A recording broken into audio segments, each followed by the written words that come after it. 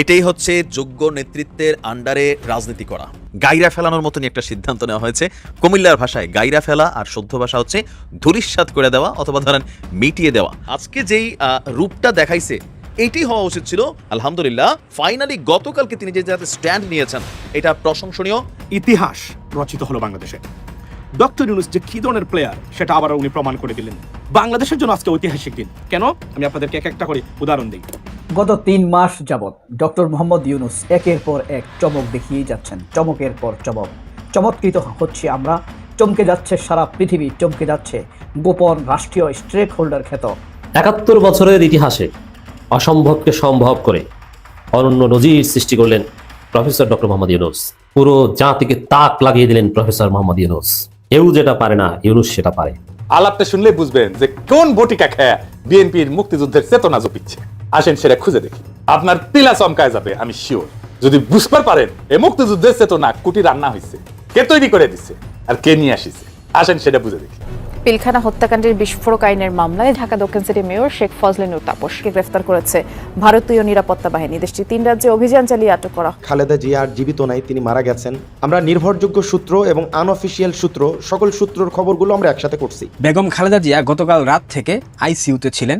শেষ খবর পেয়েছি তিনি অলরেডি সৃষ্টিকর্তার ডাকে সাড়া দিয়ে উপরে চলে গেছেন। বিশেষ কিছু লক্ষ্য উদ্দেশ্য পূরণের জন্য তার মৃত্যুর খবরটাকে ধামা। আসসালামু আলাইকুম দর্শক, বর্তমান রাজনীতির পরিস্থিতি কিন্তু অত্যন্ত শোচনীয়। প্রিয় দর্শক, একের পর এক কিন্তু খেল দেখিয়ে যাচ্ছে ডক্টর মোহাম্মদ ইউনূস। রীতিমতো ফেসে যাচ্ছেন হাসিনা ও আওয়ামী লীগ। প্রিয় দর্শক, আমরা কিছু গুরুত্বপূর্ণ অংশ দেখিয়েছি, আরো কিছু গুরুত্বপূর্ণ ভিডিও তুলে ধরার চেষ্টা করব। তাই অনুরোধ করবো যারা এখন পর্যন্ত ভিডিওটিতে একটি লাইক দেননি, অতি শীঘ্র ভিডিওটিতে একটি লাইক দিয়ে আমরা চলুন ধারাবাহিকভাবে সম্পূর্ণ ভিডিওটা আগে দেখে আসি। ৭১ বছরের ইতিহাসে অসম্ভবকে সম্ভব করে অনন্য নজির সৃষ্টি করলেন প্রফেসর ডক্টর মোহাম্মদ ইউনূস। হ্যাঁ, ৭১ বছরে কত সরকার এসেছে, কত সরকার গিয়েছে, কত শত নির্বাচিত সরকার এসেছে, কেউ যেটা পারেনি, কারো পক্ষে যেটা সম্ভব হয়নি, সেই অসম্ভবকে সম্ভব করেছেন প্রফেসর ডক্টর মোহাম্মদ ইউনূস। এই অনির্বাচিত সরকার, এই সরকার নির্বাচিত সরকারের চাইতেও বেশি গণতান্ত্রিক, নির্বাচিত সরকারের চাইতেও তাদের ম্যান্ডেট অনেক শক্তিশালী। কারণ নির্বাচিত সরকার সর্বোচ্চ 43% ভোট পেয়ে বাংলাদেশে নির্বাচিত হয় অতীতের ইতিহাস। আর 8 সালের পর নির্বাচন হতো ভুয়া নির্বাচন। কিন্তু এই সরকারের প্রতি একটা সময় মানুষের 80-90% মানুষের সমর্থন ছিল। এখন হয়তো কিছুটা কমেছে, কিন্তু হিউজ সমর্থন এবং সরাসরি ডিরেক্ট ডেমোক্রেসির মাধ্যমে কায়েমকৃত একটা সরকার। এই সরকার দেখিয়ে দিয়েছে যে কেউ যেটা পারে না, ইউনূস সেটা পারে। হ্যাঁ, সেটাই করেছে। আমি বলবো যে এটা এই সরকারের, অন্তর্বর্তীকালীন সরকারের আকাশচুম্বী সফলতা। বাংলাদেশ এক নতুন অধ্যায় প্রবেশ করেছে। আওয়ামী লীগ, বিএনপি, জাতীয় পার্টি, শেখ মুজিব, জিয়াউর রহমান কেউ যেটা পারেনি সেটা ঘটেছে। কি সেটা? সুপ্রিম কোর্ট সচিবালয় অধ্যাদেশ জারি করে গেজেট প্রকাশ। এর মানে নির্বাহী বিভাগ থেকে বিচার বিভাগ একদম কমপ্লিটলি পৃথক হয়ে গেল আলাদা জুডিশিয়াল সেক্রেটারিয়েট গঠনের অধ্যাদেশ জারির মাধ্যমে। এটা কেউ করতে পারেনি।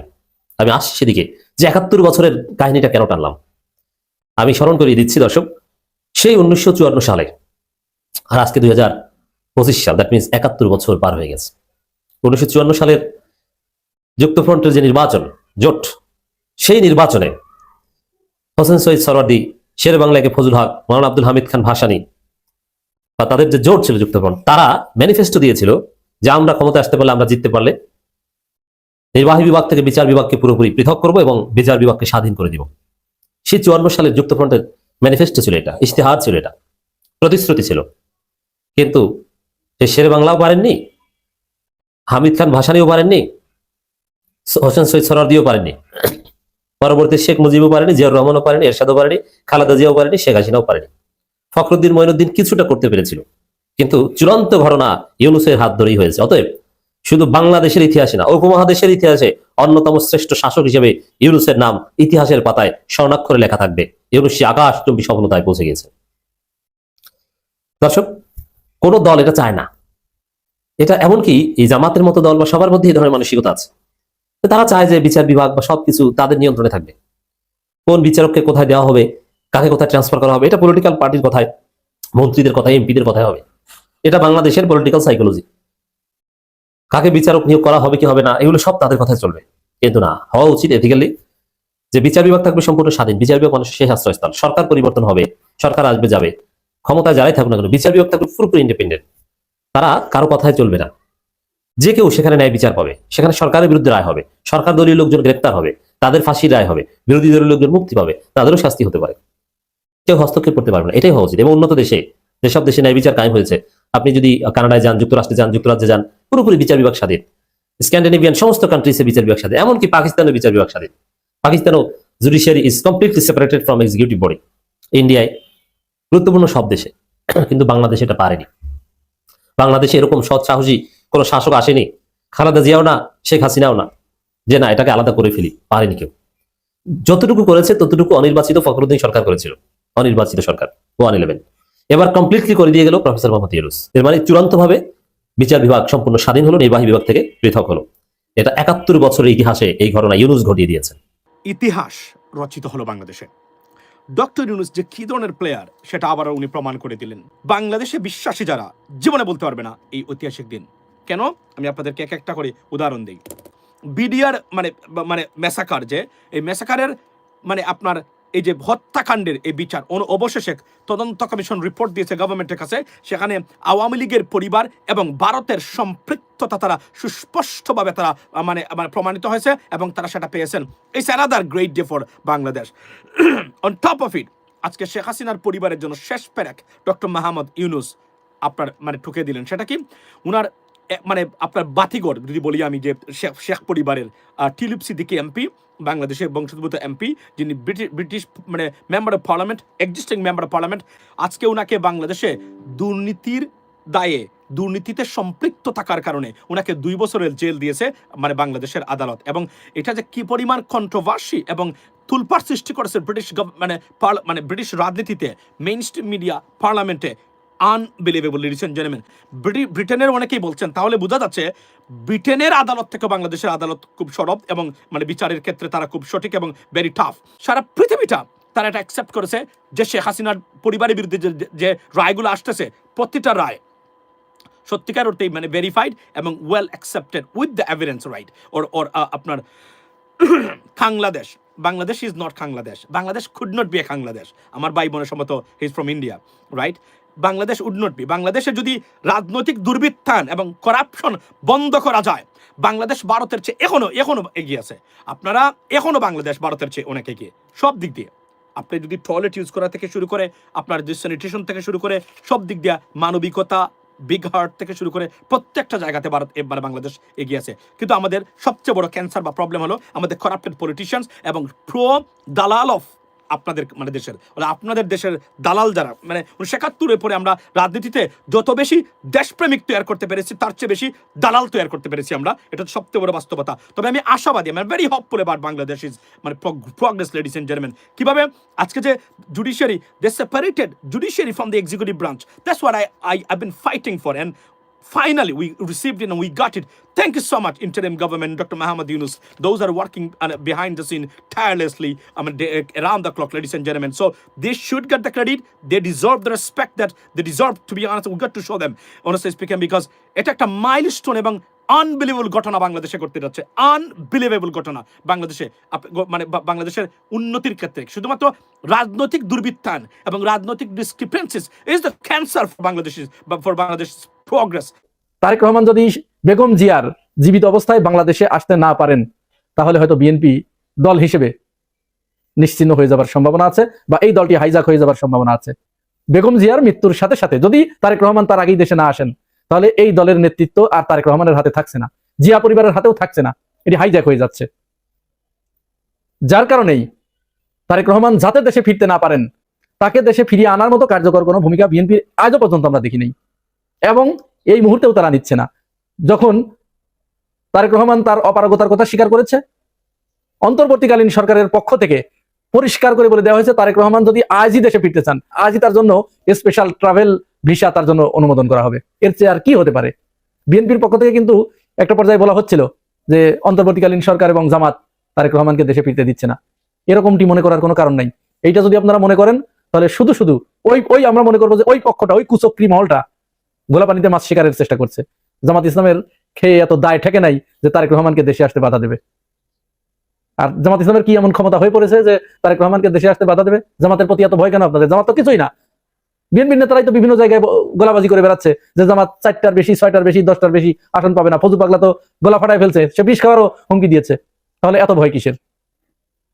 সুতরাং আমি মনে করি বিএনপির সমর্থকদের, কর্মীদের, নেতাদের অতি দ্রুত মাঠে নেমে বিক্ষোভ মিছিল করতে হবে এবং প্রচন্ড বিক্ষোভ করতে হবে তারেক রহমানকে দেশে ফিরিয়ে আনার জন্য। যে কোনো মূল্যে বেগম জিয়ার কোনো কিছু হবার পূর্বেই তারেক রহমানকে দেশে আসতে হবে, যদি বিএনপিকে বাঁচাতে হয়। নাহলে বিএনপি কিন্তু বাঁচবে না, বিএনপি। আমার কাছে মনে হচ্ছে বিএনপি বাঁচবে না। বেগম জিয়ার অফাতের সাথে সাথে বিএনপিও শেষ হয়ে যাবে, বিএনপিরও মৃত্যু ঘটবে। তার একটি বাস্তব নমুনা আমি আপনাদেরকে দিচ্ছি, দেখেন, একেবারে উদাহরণ সহ আমি দিচ্ছি। বেগম জিয়ার এই মুমূর্ষু অবস্থায় যখন জামাত ইসলাম বিভিন্ন জায়গায় তার জন্য দোয়ার ব্যবস্থা করেছেন, দেশের সমস্ত মানুষ তার জন্য দোয়া করছে, হাই হাই করছে, চোখের পানি ফেলছে, ঠিক সেই সময় বিএনপির নেতারা তারা ব্যস্ত হয়ে পড়েছে যে তার জানাজায় কত মানুষ হবে। চিন্তা করতে পেরেছেন? মানসিকতা চিন্তা করতে পেরেছেন? এই যে নরসিংদীর জেলা বিএনপির সাধারণ সম্পাদক মঞ্জুর এলাহি, তিনি নিজের মুখে কি বলেছে আপনারা শুনুন, নিজের কানে শুনুন, তার বক্তব্যটা একটু শুনুন। বাংলাদেশে সবচেয়ে বড় রেকর্ড জানাজার নামাজের আমাদের নেতা শহীদ প্রেসিডেন্ট জিয়া রহমানের। আজকে 45 বছর পরে আবার কিন্তু আমাদের নেতা শহীদ প্রেসিডেন্ট জিয়া রহমানের সেই রেকর্ড ভাঙবেন উনার সহধর্মিনী আমাদের নেত্রী বেগম খালেদা জিয়া। বাংলাদেশে এমন কোন মাঠ কিন্তু বাংলাদেশে নাই যেই মাঠে জানাজার নামাজ পড়ার জায়গা হবে। এবার বুঝতে পেরেছেন আপনারা? তাদের আনন্দের সীমা নাই যে বেগম জিয়া কখন মরবে, কখন মরবে। তারা এই চিন্তায় আছে। মানুষ চোখের পানি ফেলছে, হাউদাস করছে বেগম জিয়ার জন্য। বেগম জিয়া এই মুহূর্তে রাজনীতির মাঠ থেকে বিচ্ছিন্ন হয়ে যাওয়া মানেই বাংলাদেশ একটা সংকটাপূর্ণ অবস্থার দিকে ধাবিত হওয়া। আর সেই সময় ওনারা চিন্তা করতে পেরেছেন কোন ধরনের মানসিকতা। এরা নাকি বিএনপির নেতা, একটা জেলার সাধারণ সম্পাদক। এই জন্য বিএনপি 17 বছর ধরে কোনো আন্দোলন দানা বাঁধতে পারেনি, কোন আন্দোলন সফল করতে পারেনি এই লোকগুলোর কারণে। শুধু তাই নয়, ওনার কথাই বা বলি কেন, বিএনপির আরেক জোট সঙ্গী শাহাদত হোসেন সেলিম, তিনি দেখুন কি বলছেন। তিনি বলছেন যে খালেদা জিয়া মারা গেলেও বিএনপি যদি ক্ষমতায় আসে তাহলে আমরা আলহামদুলিল্লাহ পড়বো। এটা কোন জাতীয়, আমরা কাদের পাল্লায় পড়েছি? এই দেশ কাদের হাতে পড়তে যাচ্ছে? আমরা পড়তে দিতে পারি না, এই সমস্ত পাগল ছাগলদের হাতে আমরা দেশ পড়তে দিতে পারি না। 24-এর পরে অন্তত বাংলাদেশের মানুষের, বাংলাদেশের জনগণের একটা দায়িত্ব কিন্তু অবশ্যই তৈরি হয়েছে। পাগল ছাগলের হাতে যদি আপনারা ইচ্ছাকৃতভাবে জেনে শুনে এই সমস্ত লোকদের হাতে ক্ষমতা ছেড়ে দেন, তাহলে কিন্তু আপনাদেরকে আবার ভুগতে হবে, দীর্ঘদিনের খেসারত আপনাদেরকে দিতে হবে। আপনাদের একটা ভুলের কারণে শেখ হাসিনাকে আপনারা যখন ক্ষমতা এনেছিলেন 2009 সালে, তখন কিন্তু আমার মতো ক্ষুদ্র লোক বিভিন্ন জায়গায় বলে বেড়াতাম, আত্মীয় স্বজনদের ভিতরে বলতাম, চেষ্টা করেছি বলতে, যে শেখ হাসিনা ক্ষমতায় আসা মানে কিন্তু ভারত বাংলাদেশকে গিলে খেয়ে ফেলবে।